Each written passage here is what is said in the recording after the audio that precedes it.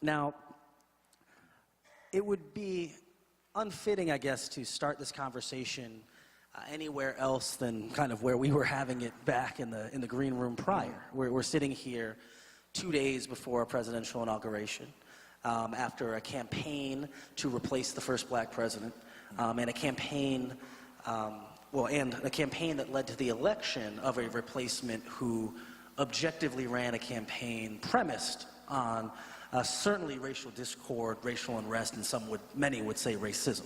Right. How would you describe and take the temperature of the current moment in this nation as it relates to the ongoing wages of what our current president describes as our original sin of slavery? Right.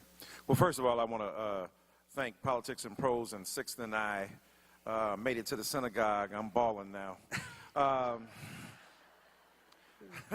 And one of the most gifted and fiercely intelligent journalists and thinkers that we have, Brother Wesley Lowery. Let's give it up for him.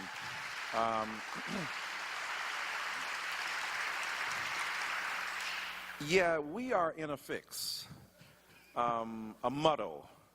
There are many words we could generate to articulate the sense of misery, social distress, apocalypse, and chaos. And that's just the beginning of the analysis. But it is true that my pastor used to tell me we have already come through what we've come to.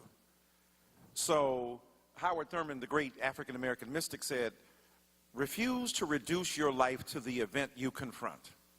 This particular event will not exhaust the infinite possibilities of eternity or even time from fulfilling themselves, and for us engaging in behavior that will modify a future that is not yet arrived. In other words, we can contribute to the changing of the society and the scene in which we live by our concerted efforts and actions. So it's not fixed. It's not rigidly predetermined. We might have some theology of predestination that will determine the outcome in advance. But I think that the radical possibilities of human activity can always modify what we think is in the offing. When it comes to President Obama versus Donald Trump, it's too easy to draw the contrast. One man interviewed by the New York Times about the books that informed his own consciousness. The wide range of literacy that articulates one of the most profound sensibilities of engagement with cerebral matters that has ever darkened the Oval Office. Right? So we have Abraham Lincoln, Thomas Jefferson, Barack Obama, Bill Clinton, even if we must begrudgingly or grudgingly acknowledge Woodrow Wilson, bigot that he was, Theodore Roosevelt and FDR. These are men who have engaged in serious and sustained rapport with literate sources. Then we have Donald Trump. I don't know if tweeting constitutes a new form of literacy. It will in a postmodern moment. The deconstruction of stable narratives of sense and logic, all be damned, and now in their place rises up a conception of episodic interventions. This is the first toddler presidency. And I say that with all due respect to toddlers. Let's be real. Donald Trump has arrived in America for very specific reasons. This is the man who attacked the legitimacy of Barack Hussein Obama for a year and a half, 2 years, with relentless intensity, with remorseless velocity. He shattered the social compact as such as it existed in this nation around a fragile conception of racial comity by intervening with some of the most vicious lambastings of a president known in the last 50 years. A sitting president being subject to such invidious discourse and such hateful rhetoric, challenging his legitimacy as president of the United States of America, and the birther racism by suggesting his birth certificate suggested that he wasn't really an American and that he was hiding something. All of these kind of, this amalgam of conspiracy theory and hateful, vengeful white supremacist thinking. So when you put that stuff together, that concatenation, that concoction as well, proved to be a nasty brew. And yet and still, this is the guy who rose to the top. This is the man that many people in America chose to be president of the United States of America, to be the standard bearer of a party that really rose up against him to begin with. I mean, when we think about Frankenstein, remember, Frankenstein is the name of the doctor, not the monster. Right? That's who created, you're right, whoever created Donald Trump is equally responsible as Donald Trump, the monster himself, metaphorically speaking, Mr. Trump.